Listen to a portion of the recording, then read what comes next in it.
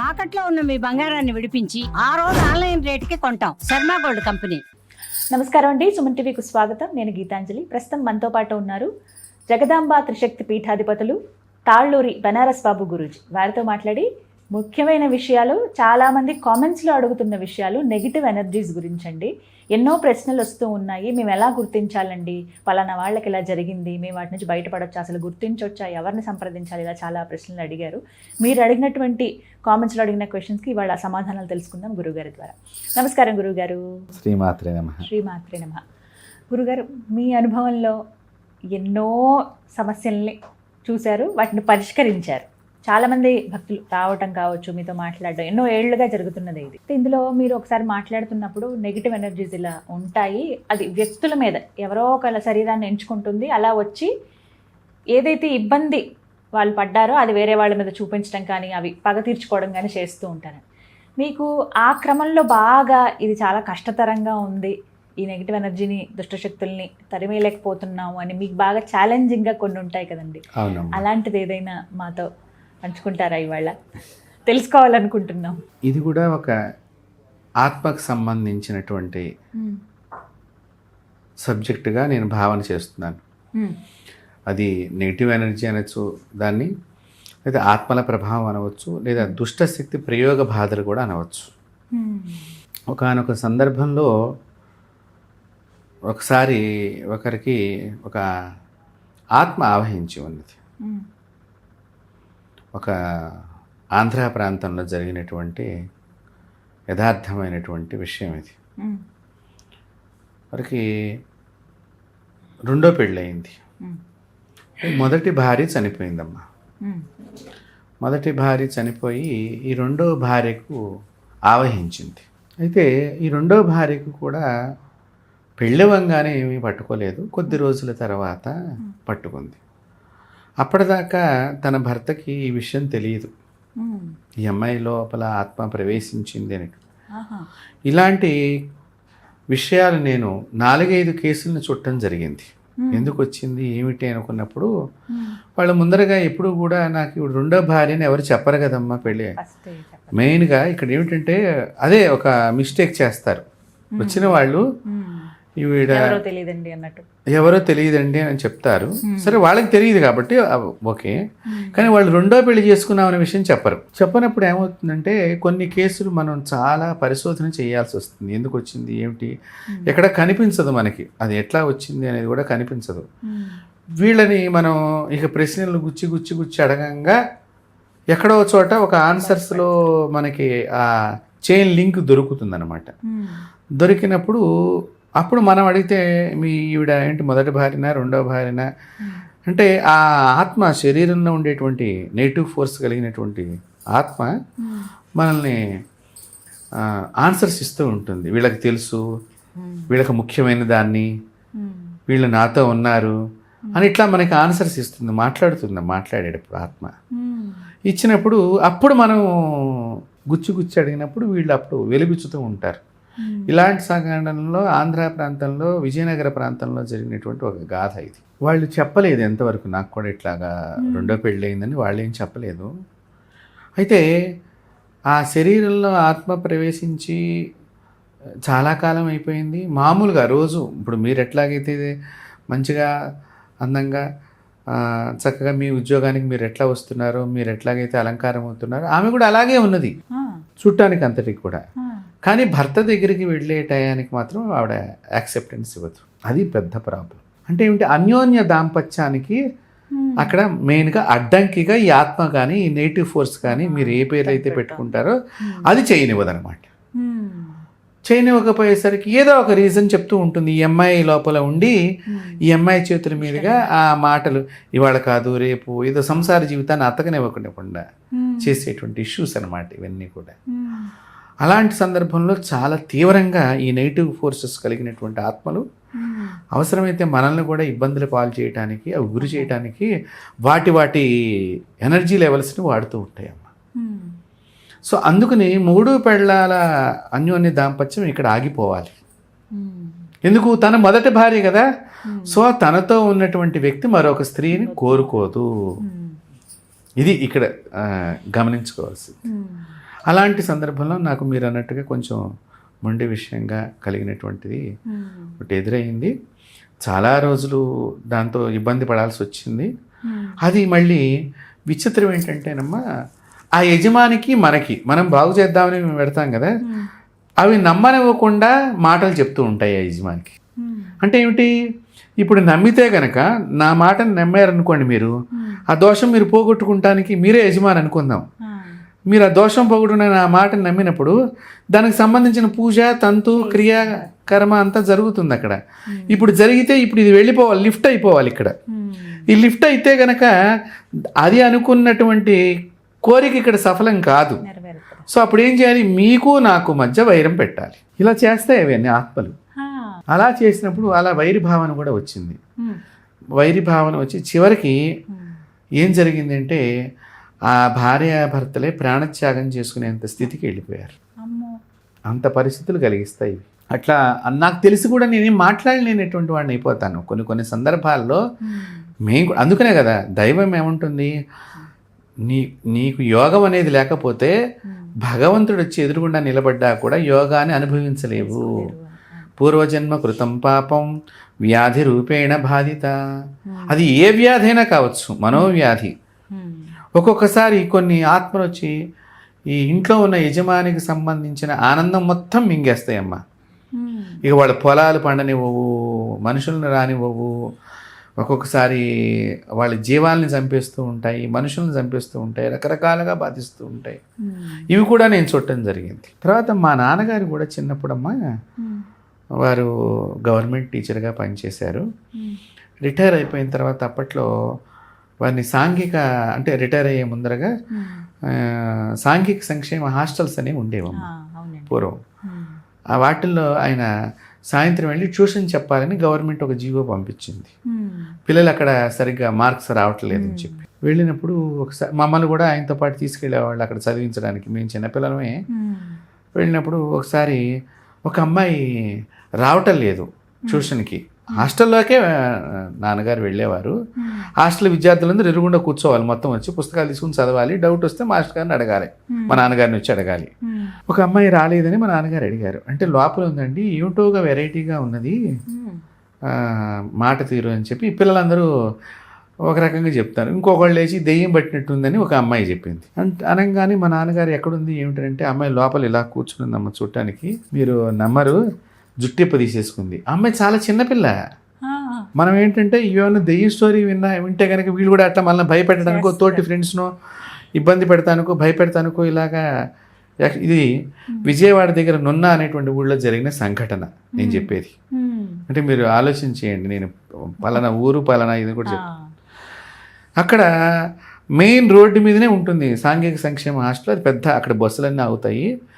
అక్కడ మా నాన్నగారు లోపలికి వెళ్ళినప్పుడు అమ్మాయి ఇలా విరబోసుకుంది. మా నాన్నగారు ఎవరు లోపలికి రావద్దని చెప్పేసి తలుపు వేసేసారు. వేస్తే నేను కొంచెం తలుపు మధ్యలోంచి చూస్తున్నాను అనమాట, ఇలా కొంచెం తలుపు. ఎందుకంటే మా నాన్నగారే కదా, కొంచెం మనకి చిన్నప్పుడు కూడా ఏం జరుగుతుంది చూద్దాం, దెయ్యం అంటే ఎలా ఉంది ఏంటని ఆ భావంతో చూసినప్పుడు మా నాన్నగారు నిప్పులు తెప్పని మనం చెప్పారు. హాస్టల్ మేనేజర్కి నిప్పులు తెచ్చారు, ఏదో సాంబ్రాణి అవేవో తెప్పించారు. వేస్తే ఇలాగే కూర్చుని ఉందమ్మా, ఇలా మొత్తం అంతా జుట్టు ఎరపోసుకుంది, మాట్లాడట్లే. ఆ అమ్మాయి పేరుని మా నాన్నగారికి మామూలుగా హాజరు ఎంతమంది వచ్చారు ఆయన సంతకం పెట్టాలి, అటెండెన్స్ అవన్నీ ఉంటాయి అక్కడ రూల్స్, గవర్నమెంట్ రూల్స్. ఇట్లాగే కూర్చుని మాట్లాడట్లే. పలానా పేరుతో పిలుస్తున్నాను, ఏం లేదు.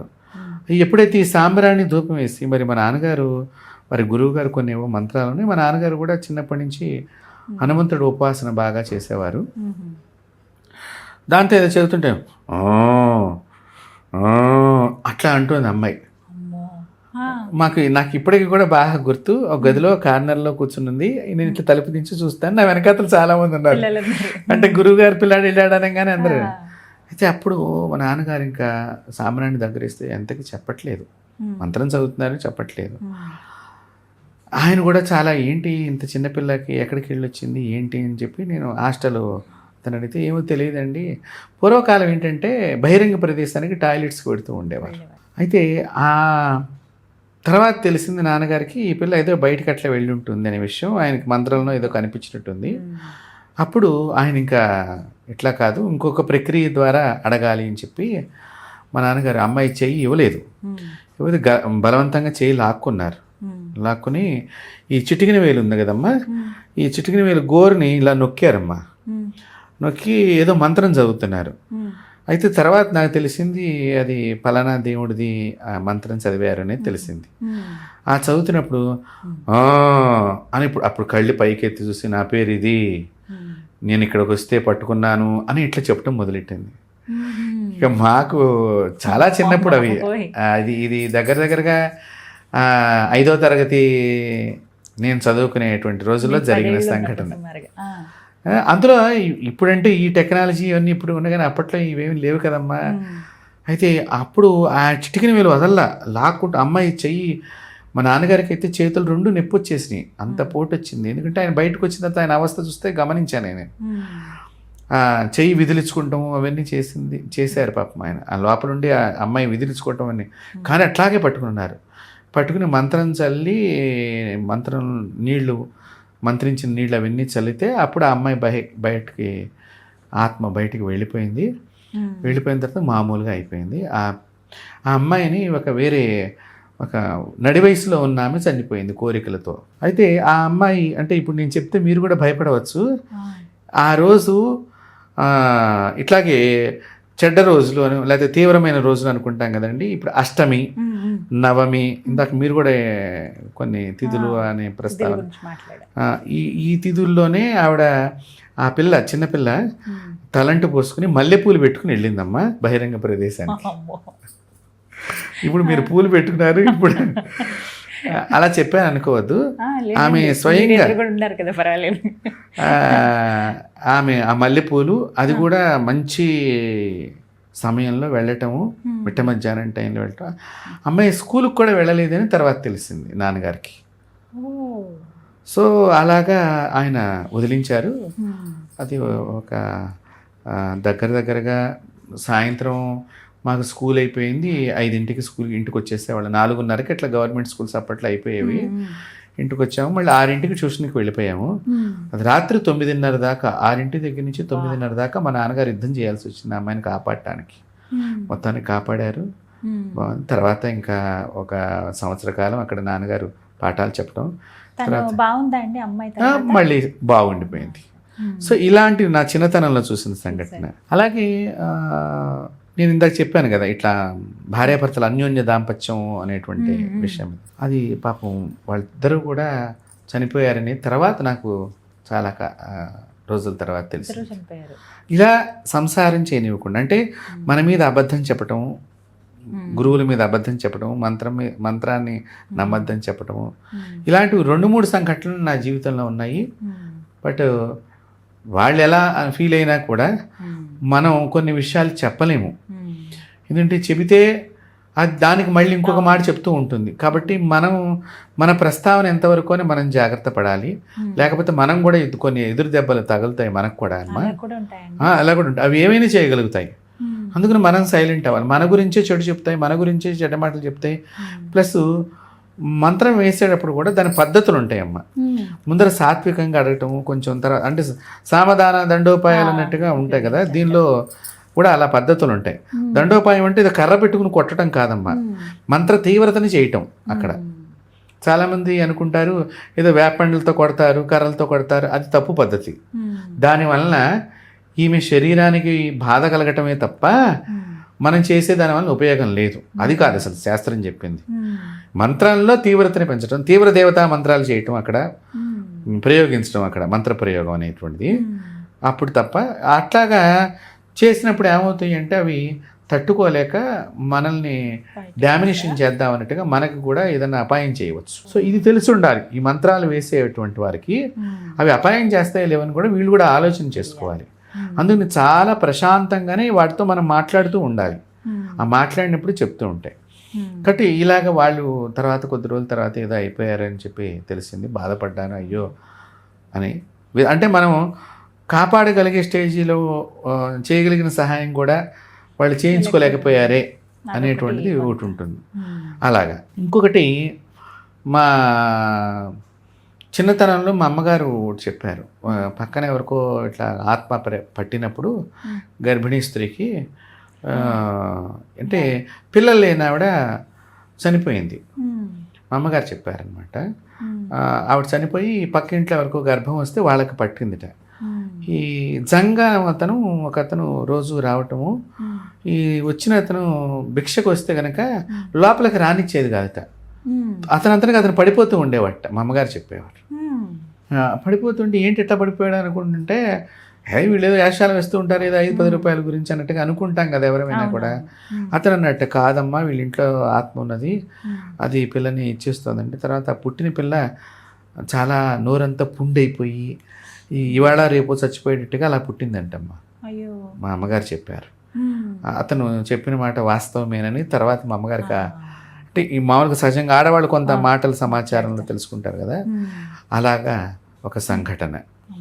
కాబట్టి ఇవి ఆత్మలు ఎవరినైనా పట్టుకుంటాయి, ఎట్లాగైనా పట్టుకుంటాయి. అంటే ఆ కర్మ కూడా వీళ్ళకి రాసి ఉంటుంది. వీరి జాతకంలో దీని ద్వారా ఇలా బాధపడాలి అనేటువంటిది. నెగిటివ్ ఎనర్జీ అనేది రకరకాలుగా ఉంటుంది. దానికి రోజులు వేరుంటాయి, తిథులు వేరుంటాయి. వాటిల్లో ఇవి చాలా తీవ్రంగా పనిచేస్తాం. సుమారుగా ఎన్నేళ్ళ నుంచి గురువుగారు మీరు ఈ విధంగా, ఇది ఒక సర్వీసే చెప్పాలంటే? అవును, అంటే మేము ఎక్కడా కూడా దీనికి డబ్బు తీసుకోమమ్మా. అవునండి. వారు వచ్చి బాధని చెప్పినప్పుడు మేము డబ్బు తీసుకోము. వారేదో బాధ తొలగిపోయిన తర్వాత వారు సంతోషంగా ఏదో దక్షిణగా గురువుగారు మీ వల్ల మేము ఆనందం పొందామని వాళ్ళు ఇవ్వటమే తప్ప, మెయిన్గా మా సర్వీస్ని ఎప్పుడూ కూడా ఆర్థికంతో ముడిపెట్టి నేను ఇంతవరకు ఏ సర్వీసు చేయలేదు. అయితే కొన్ని హోమాలు చేయాల్సి వస్తుంది. ఇక్కడ గమనించుకోవాలి, కొంతమంది బ్రాహ్మణులు పెట్టాల్సి వస్తుంది. అప్పుడు ఆ బ్రాహ్మణులకు దక్షిణ ఇవ్వాలి కదమ్మా. అది వారు ఆ హోమం చేయాలి. కాబట్టి ఆ హోమం చేయాలంటే నేను ఎవరినో మనుషులను పంపించడమో లేదా మీరు మనుషులను తెచ్చుకోవటమో. ఇప్పుడు ఇక్కడ కూడా చాలామంది అనుకుంటారు మేము తెచ్చుకోవచ్చు కదా, మేము పెట్టుకోవచ్చు కదా తక్కువలో అంటే ఆ మంత్ర సాధన చేసినటువంటి బ్రాహ్మణే కావాలి మళ్ళీ అక్కడ కూడా. లేకపోతే ఆ బ్రాహ్మణ్ణి కూడా ఒక్కొక్కసారి అక్కడ లిఫ్ట్ చేస్తాయి అవి. అంటే ఎట్లాగంటే వాళ్ళకి మాట్లాడితే బాత్రూమ్స్ అవటము, మోషన్స్ అవటము, వామిటింగ్స్ అవటము, పూజ దగ్గర కూర్చొని ఇవ్వకుండా కదిలించటము ఇత్యాది విషయాల్లో ఉంటుంది. వాంతులు అయిపోతూ ఉంటాయి, జ్వరం వచ్చేస్తుంది, మూలిగి పడిపోయి ఉంటారు ఇంట్లో. తర్వాత ఈ పూజ అని తెలిసిన తర్వాత రావాలి అన్నా కూడా బ్రాహ్మణులు కూడా భయపడతారు కదా, ఇట్లా ఎవరికన్నా అయింది. కాబట్టి దాన్ని సాధన చేసుకున్న బ్రాహ్మణులు, కాస్త ఆ విధంగా చేయగలిగిన సమర్థత ఉన్న బ్రాహ్మణులు మా దృష్టిలో ఉంటారు. కాబట్టి వాళ్ళని అక్కడ అపాయింట్మెంట్ చేస్తాం, వీళ్ళ చేత చేయించండి ఇట్లాగా అని చెప్పి తెలిసిపోతుంది. హోమగుండం దగ్గర కూడా ఒకసారి హైదరాబాద్లోనే ఒక ఇంట్లో ఒక ఆడపిల్లకి ఆత్మ ప్రవేశించిందమ్మా. హోమగుండం దగ్గర ఆమెకు ఆత్మ మామూలుగానే అది ఆ హోమగుండంలో దూకపోయింది. అంటే ఏంటి, భయపెట్టడానికి అనమాట. దూకపోవటం అంటే ఆ ఇటుకల్ని కాలుతో తనటం. అంటే ఏంటి, అక్కడ పవిత్రాన్ని అపవిత్రం చేయటం దాని లక్షణం. సో అప్పుడు ఆ పాపం మనకి సంప్రాప్తం అవుతుంది. దాని ఆలోచన ఎట్లా ఉంటుంది. వీటిల్లోనమ్మా ఇప్పుడు ఇందాక చెప్పాను, మొదటి భార్య ఇతను ఆవహించిందని చెప్పి. కొంతమందికి ఇంట్లో తాతలు ఆవహించిన వాళ్ళు ఉన్నారు. మంచి చేస్తారు కదండి, చెడు చేస్తారా అంటే ఏదో గొడవ ఉంటుందమ్మా. ఇప్పుడు ఇక్కడ ఏంటంటే అదే అంటున్నా, అలా ఉంచేసుకుంటారు. వీళ్ళు విషయాలు దాచేస్తారు. దాచినప్పుడు పగతో రకరకాలుగా మనిషి ఎప్పుడు కూడా మనసు శుద్ధంగా ఉండాలని చెప్పింది. ఆ మనసే మొత్తం అన్నిటికీ ప్రమాదాలకి వలయం అవుతుంది. అందుకని మనసుని ఎప్పుడు కూడా మీరు బాగా గమనించుకోండి. మీరు ఇంట్లో రుద్రాభిషేకం చేసినప్పుడు వాడు బ్రాహ్మణులు వచ్చి ఒక రుద్రాభిషేకం మేము చేయించుకుంటాం అన్నప్పుడు మగవాడి చేత చేయిస్తారు. మొత్తం ఒక తంతు ఉంటుంది అక్కడమ్మా. ఏమిటి, శివ సంకల్పమస్తు అన్నప్పుడు ఈ బిల్వదళము, శివలింగము ఈ గుండెల దగ్గరికి ఇలా పెట్టుకుంటాం. ఇది ఒక ప్రక్రియ చేయిస్తూ ఉంటారు. ప్రతి మంత్రానికి ఇలాగా ఒక 5-6 సార్లు ఆ మంత్రం చెప్పిస్తూ ఇలా అంటే శివుడు నీ హృదయం లోపలికి రావాలి, నీ హృదయం లోపలికి రావాలి అన్నట్టుగా. అంటే ఇక్కడ ఆ మాదిరిగా మనసు కనుక శుద్ధంగా లేకపోతే ప్రమాదాలను మన చేతులతోనే మనమే చేసుకుంటాం. మరి తాత ఎందుకు పట్టాడో తెలియదు ఆ పిల్లకి, ఈ తండ్రికి కూడా ఎందుకు పట్టాడో తెలియదు. ఇప్పుడు ఆ విషయం పట్టిన విషయం చెప్పామనుకోండి ఇక్కడ ఉన్న కొడుక్కి, ఇప్పుడు వాడికి పిండం పెట్టకుండా ఉంటాడు రేపటి నుంచి. అదొక ప్రమాదం. మాకు ఎన్ని సమస్యలు ఉంటాయంటే చాలామందికి తెలియదు ఈ విషయాలు. ఇప్పుడు మీరు అడిగారు కాబట్టి మనసులో పెట్టుకుంటా. ఇప్పుడు మేము చెబితేనేమో ఇంకో రకంగా తీసుకుంటాడు. ఎందుకు వీడికి కక్ష ఉంటుంది, నా కూతురు మీద పట్టావా, నా కొడుకును పట్టావా అని వీడికి కక్ష ఉంటుంది. ఇప్పుడు నేను వీడికి ఎందుకు పెండం పెట్టాలి, చచ్చిన అన్న పిల్లని ఏడిపించాడు కదా అనేది చేస్తా వీడు ఉంటాడు. మేము అలా చెప్పం. ఆయన ఎందుకు పట్టాడు అనేది ఆయన లోకానికి వెళ్ళిన తర్వాత ఆయనకు తెలిసింది ఎందుకు పట్టాలనే విషయం. కాబట్టి నీ లోకంలో నువ్వేం చేయాలి తండ్రికి అనేది నువ్వు చెయ్యాలి. మాకు దాంతో విభేదించిన వాళ్ళు కూడా ఉన్నారు కొన్ని సందర్భాలు. మీరు చెప్పేదంతా వాళ్ళ సైడే ఇప్పుడు వాళ్ళ సైడ్ మాట్లాడతారు, మా సైడ్ మాట్లాడతారని పక్కన పెడితే నీ పిల్ల బాధపడుతోంది, ఈ బాధకు మార్గం చెప్తాం. కాబట్టి దీన్ని నువ్వు ఎలా తీసుకోగలగాలో అది తీసుకోవాలి. ఇలాగా ఉంటారమ్మా కొంతమంది, తాతలు పట్టిన వాళ్ళు ఉన్నారు. అమ్మో ఎట్లా ఉంటారు. అందులో ఇవి ఇందాక మీరు అన్నట్టుగా ఆదివారం ఇట్లాంటి వాటికి చాలా బలం ఉంటుంది, గురువారం ఒకటి చాలా బలం ఉంటుంది, శుక్రవారం మధ్యాహ్నం నుంచి శుక్రవారం నిశరాత్రి దాకా బలం ఉంటుంది వీటికి. మనం అమ్మవారి రోజు కదా శుక్రవారం, అందుకనే శాస్త్రం ఏం చెప్పిందంటే బయటికి వెళ్ళొస్తే కాళ్ళు కడుక్కోండిరా. సో నెగిటివ్ ఎనర్జీని ముందరగానే డ్రాప్ చేయమంది బయట. ఒక వీడియోలో మీరు చెప్పారు. అవును, ఖచ్చితంగా బయట నీళ్లు పెట్టుకుని కాబట్టి ఏంటి ఎటువంటి రకంగా వస్తుందో తెలియదు, ఏ రకంగా వస్తుందో తెలియదు నెగిటివ్ ఎనర్జీ అనేటువంటిది. సో నేను ఇట్లాంటివి చాలా ఫేస్ చేస్తున్నాను. నేను దగ్గరగా చిన్నప్పటి నుంచి కూడా హనుమంతుడు అంటే నాకు చాలా ఇష్టం. హనుమత్ దేవాలయాలు ఎక్కడ కనిపించినా వెడుతూ ఉండేవాడిని, ప్రత్యేకించి ఎంత దూరమైనా వెడుతూ ఉండేవాడిని. చిన్నప్పటి నుంచి కూడా మా ఇంట్లో కూడా నిత్యం మా నాన్నగారు మాకు ఎప్పుడు కూడా మంచి విషయాలు చెప్తూ ఉండేవారు. ప్రతి స్వామీజీ వచ్చిన ఎవరైనా శంకరాచార్యులు వారు కానీ, ఎవరైనా మధ్వాచార్యులు వారు కానీ, ఏదైనా రామానుజాచార్యుల సంప్రదాయంలో ఉన్న ఏ గురువులు వచ్చినా మమ్మల్ని తీసుకువెళ్ళటము, దండం పెట్టించడము, వాళ్ళ చేతుల మీదుగా ఏదైనా తీర్థమో పండో ఇప్పించడం అవన్నీ మాకు చేశారు. సో అలా కొంత భక్తి భావన మొదటి నుంచి కూడా నాకు ఉన్నది. అంతేకాకుండా నేను చాలామంది గురువులతో నా చిన్నప్పటి నుంచి ప్రయాణం చేశానమ్మా. దిగంబర స్వామీజీలను చూశాను, మాతాజీలను చూశాను, దత్త సంప్రదాయంలో ఉన్నవాడిని, అఘోర సంప్రదాయం ఉన్నవాడిని, శాక్తేయుల్ని, శంకర సంప్రదాయం ఉన్నవాడిని, మధ్వ సంప్రదాయం, అన్ని సంప్రదాయంలో ఉన్న గురువుల దర్శనం నేను చేసుకున్నాను, ఇప్పటికీ కూడా చేసుకుంటాను. కాబట్టి సాధనాక్రమం మనకు మా గురువులు ఇచ్చినటువంటి మంత్ర సాధనాక్రమంలో ఒక్కొక్కసారి ఒక్కొక్క మంత్రం చేస్తుంటే ఇంకొక దేవత వచ్చి మా ఎదురుగుండా నిలబడ్డ సందర్భాలు కూడా ఉన్నాయి. అంటే దాని అర్థం అంటే ఉదాహరణకి ఇప్పుడు మేము రాముల వారిని పూజ చేసాం అనుకోండి, రాముల వారు రారు, అమ్మవారు ఇంకో అమ్మవారు వచ్చి నిలబడుతుంది అక్కడ. ఆవిడ చెప్తుంది, వచ్చింది నేను ఇందుకు వచ్చాను, నువ్వు ఇందుకు ఈ పని చేయాలి, నువ్వు నన్ను ఇప్పటి నుంచి నువ్వు నన్ను ఆరాధన చెయ్యి అంటుంది. అప్పటితో ఆ రాముల వారి వరకు చేసినటువంటి, అంటే మీకు ఎగ్జాంపుల్ చెప్తాను, నేను మిగతా దేవతల పేర్లు నేను చెప్పను ఏం చేస్తున్నాం అనే విషయం, మీకు ఎగ్జాంపుల్గా ఒకటి. ఇప్పుడు ఈ రాముల వారిది ఆపేస్తే ఇక్కడ హోమము ఇవన్నీ చేస్తాం అనమాట. ఇది నా జీవితంలో చాలా సందర్భాల్లో ఇలాంటి దేవతలు, వేరే దేవతలు రావటం, వాళ్ళు మంత్రం చెప్పడం నాకు వచ్చి అలాంటి సంఘటనలు జరిగినాయి. అందులో ఒకసారి నేను ఒక అమ్మవారికి సంబంధించిన దాన్ని కొన్ని లక్షలు చేశాను. హైదరాబాద్లోనే ఉండంగానే చేసినప్పుడు ఆ అమ్మవారి చిహ్నాలు ప్రతిరోజు నేను అనుభవించాను, ఆనందమైన చిహ్నాలు. అయితే నాకు ఎక్కడికి వెళ్ళినా చాలా ఈజీగా పని అయిపోవటం, చాలా ఈజీగా పని అవటము, చాలామంది ఏదో నన్ను చూడంగానే లోపలికి రమ్మనమంటాము. అప్పట్లో పెద్ద వాళ్ళతో కూడా నాకు పరిచయాలు ఏర్పడటము, అమ్మవారిని ఆరాధన చేసేసరికి చాలా పెద్ద వాళ్ళు, నేను చూస్తే 20 ఏళ్ల వాడిని, వాళ్ళు చూస్తే 60 ఏళ్ల వాళ్ళు, పెద్ద పోస్ట్లో ఉండేవాళ్ళు. అంటే ఒక పెద్ద పోలీస్ ఆఫీసర్ లాంటి వాళ్ళు కానివ్వండి, జడ్జీలు లాంటి వాళ్ళు కానివ్వండి, ఎవరైనా పెద్ద వాళ్ళు, అట్లా వాళ్ళతో నాకు పరిచయాలు ఏర్పడటం.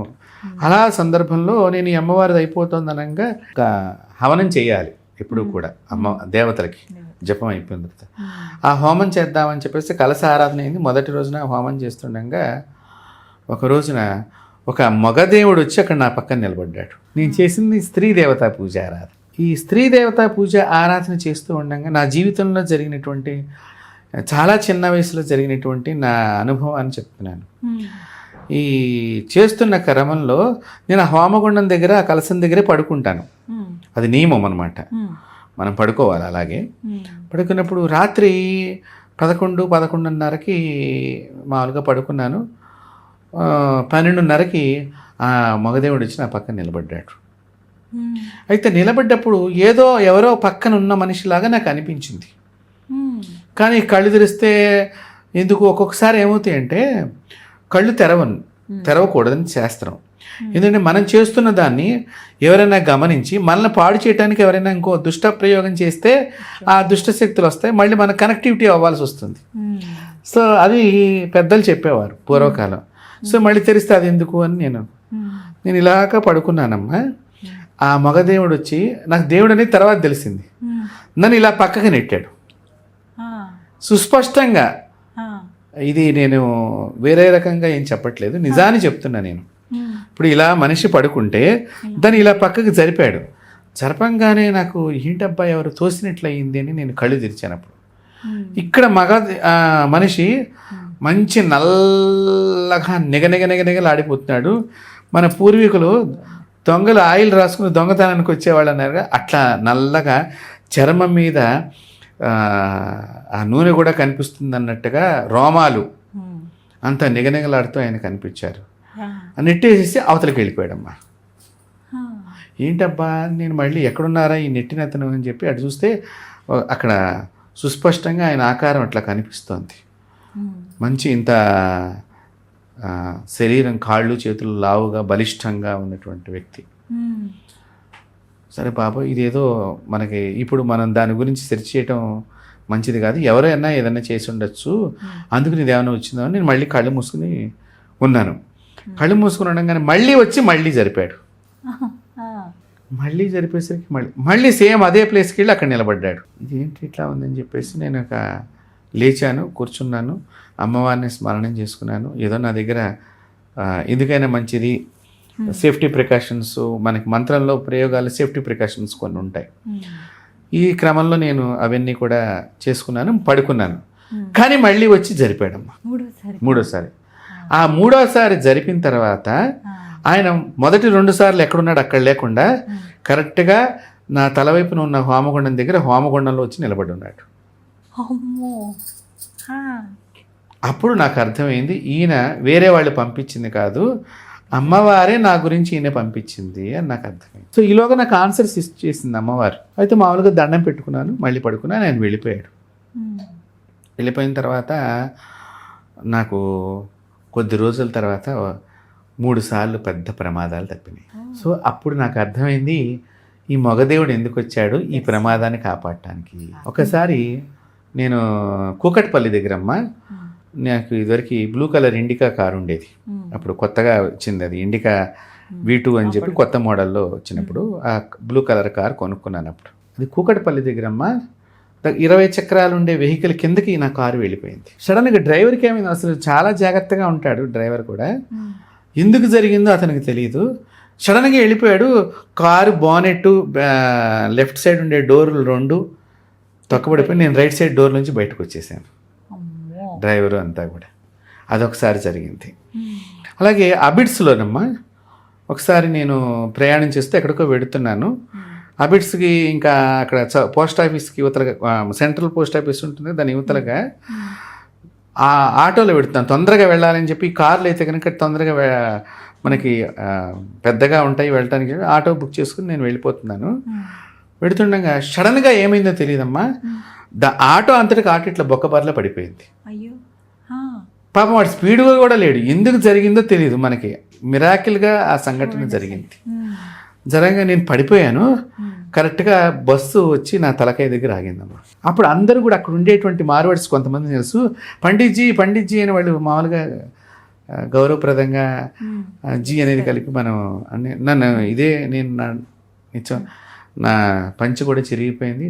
గబా వాళ్ళు తీసుకెళ్ళి, అంటే ఐరన్ రాడ్స్ కూడా ఊడిపోయినాయి ఆటోవి, అవి అంతా చిరిగిపోయినాయి, బట్టలు కూడా చిరిగిపోయినాయి. గబాబా వాళ్ళు వాళ్ళ షాప్లో తీసుకెళ్ళి కూర్చోబెట్టి మంచినీళ్ళు ఇచ్చి అంతా కూడా చేశారు. అదొకసారి పెద్ద ప్రమాదం తప్పింది. బట్ నా ఒంటికి ఇంత కూడా ఏం దెబ్బ తగలలేదు. వస్త్రాలు ఏవో చిరిగినాయి తప్ప ఆ ఒంటికి ఏమీ ప్రమాదం తగలలేదు. అక్కడేమో కారు పాడైంది మొత్తం, ఇక్కడ వస్త్రాలు పాడైనాయి. చూడండి, 3వసారి ప్రమాదం. ఆ 3వసారి ప్రమాదం అమ్మ, నేను లండన్ బయలుదేరి వెళ్ళాలి రేపు. ఈ రోజున మా ఇంట్లోనే జరిగిన సంఘటన. కాలికి అంటే అక్కడ బాల్కనీ ఉంటుంది, పనమ్మాయి వచ్చినా కూడా అక్కడే గిన్నెలు కడగటం బట్టలు ఉతకటం అట్లా ఉండేది. ఆ సబ్బు ఏదో ఉండిపోయినట్టుంది, నాకు తెలియదు అక్కడ. మామూలుగా నేను బయట నుంచి వచ్చి అక్కడ కాళ్ళు కడుక్కున్నాను, ఆ సబ్బు నా కాలుకి అంటుకుంది. ఇలా అడుగు కిందకి ఇప్పుడు స్టెప్ కిందకి పెడుతుంటే జర్రమని కాలు జారిపోయిందమ్మా. జారటం వెనకాతల పెద్ద దిమ్మున్నది, ఈ తలకాయకి ఇక్కడ కొట్టుకోవాలి అసలు నిజంగా. అయితే ఎవరో వచ్చి ఇట్లా పక్కకు జరిపారమ్మా. పక్కన ఇంట్లో పిల్లర్స్ వేస్తున్నారు, ఆ పిల్లర్ వచ్చి నా వీపు వెనకాతల ఇలా గుద్దుకుందమ్మా. మరుసటి రోజు నా లండన్ ప్రయాణం. ఇది ఒక సంఘటన. వెళ్ళారండి? నేను ఆ రోజు చాలా బలమైన దెబ్బ తగిలింది, ఈ గూడంతా కూడా చాలా పోటు వచ్చింది. డాక్టర్ దగ్గరికి వెళ్ళాను, ఆయన ఇంజక్షన్ ఇచ్చారు. ఇట్లా వెళ్ళాలండి అన్నీ మరి టికెట్స్ అంతా కూడా బుక్ అయిపోయినాయి. అందులో వాళ్ళు చాలా టికెట్స్ మరి అప్పట్లో ఇంకా ఇది జరిగి కూడా చాలా కాలమైంది, 2009లో నేను చెప్పిన సంఘటన. అట్లా మళ్ళీ నాకు ఒక క్షణంలో నేను రిలీఫ్ అయిపోయాను. లండన్ వెళ్ళాను, ఓ 4 రోజులు ఉన్నాను. వస్తున్న సందర్భంలో మళ్ళీ ఇంకొక ప్రమాదం. మన హైటెక్ సిటీ దగ్గర మామూలుగా బస్సులు, ఎయిర్పోర్ట్ నుంచి బస్సులు వచ్చి అక్కడ ఆగిపోతూ ఉండేవి. నేను అక్కడి నుంచి కారు మాట్లాడుకుని వచ్చేవాడిని, ఎందుకంటే నేను ఎక్కడికి వెళ్ళిన డబ్బులు ఎంత తక్కువగా జాగ్రత్తగా ఖర్చు పెట్టాలి అనే ఆలోచనతో నేను ప్రయాణం చేస్తూ ఉంటాను. ఇంకొకరికి కూడా నేను అలాగే చెప్తాను, ఎవరికైనా కూడా ఖర్చును తగ్గించుకోండి అని చెప్తాను. తెల్లవారుజామున దిగాము, సరే లగేజ్ అంతా పక్కన పెట్టుకున్నాను. కార్లు ఏమన్నాయని పక్కన మారుతి వ్యాన్ ఏదో కనిపించింది నాకు. వాడిని వెళ్ళి పలానా చోటకు వస్తావా అని అడిగాను, వస్తానన్నాడు. సరే వాడు వెనక్కి తీసుకోరా కార్ అన్నాను. నేను యువతల నుంచి లగేజ్ పెట్టబోతున్నా, అక్కడ దిమ్మ ఉన్నదమ్మా కింద, చీకట్లో కనిపించలేదు. నేను ఆ దిమ్మ నా కాలికి దెబ్బ తగిలింది, ఇలా బొక్కబోర్లా ముందర పడితే నన్ను ఏ బస్సు అయితే ఎయిర్పోర్ట్ నుంచి తీసుకొచ్చి దింపిందో ఆ బస్సు టైర్కి వెళ్ళి నా తలకాయ కొట్టుకుంది. ఆ కొట్టుకుంటంలో నాకు ఇంకా కొట్టుకోవాలి, ఇంక అప్పటికి నాకేదో జరిగిపోతుంది అని నాకే అమ్మవారు చెప్పి నా చేతిలో ఉన్న సూట్ కేసుని ఇలా పడేసానమ్మా ముందరికి. పడేస్తే ఆ సూట్ కేసు మీదకి బస్సు టైర్ ఎక్కింది, నా తలకాయ వెళ్ళి బస్సును కొట్టుకుంది. సో ఒక దేవత సాధన చేస్తే ఇంకొక దేవుడు కాపాడిన దానిలో నా జీవితంలో ఇవి ఇట్లాంటివి చాలా మిరాకిల్స్. అంటే పాజిటివ్ ఎనర్జీ మనం ఇక్కడ మనం గమనించుకుంటే ఇవి కాబట్టి మిరాకిల్స్ జరుగుతూ ఉంటాయి, చాలా అనుభవాలు ఉన్నాయి. ఒక్కొక్కసారి నెగిటివ్ ఎనర్జీస్ మొండిగా, ఇందాక చెప్పాను కదా, బంధాన్ని పోగొడతాయి, బంధుత్వాలను పోగొడతాయి, సంబంధాలను పోగొడతాయి, రకరకాలుగా చేస్తాయి. అందుకని నెగిటివ్ ఎనర్జీని ముందర మనం ఏదైనా టచ్ చేసే మనం ముందర అది ఎట్లాంటిదని ఆలోచన చేసుకున్న తర్వాతనే దాన్ని టేకప్ చేయాలి తప్ప అంత తొందరగా ఏది పడితే అది మనం చేయకూడదు. అది చాలా గ్రేట్ గురువు గారు ఈ విషయంలో అయితే. అంటే ఎక్కడ తొణకకుండా ఇంకా అలా కంటిన్యూ చేస్తున్నారు. ఇట్లాంటివి మనం డబ్బుకు కనుక చేస్తే ఆ నెగిటివ్ ఎనర్జీ మన ఇంటిలో ప్రవేశించడానికి మనమే ద్వారాన్ని తెరిచినట్లు అవుతుంది. అంటే ఇప్పుడు కూడా ఇట్లాంటి వాటితో మనం వ్యాపారం చేయకూడదు. చక్కగా వివరించారండి. ఇంకా చాలా మాట్లాడాలి, మరొక ఎపిసోడ్లో మళ్ళీ మాట్లాడదాం. తప్పకుండా. సంతోషం గురువు గారు, ధన్యవాదాలండి. శ్రీమాత్రే.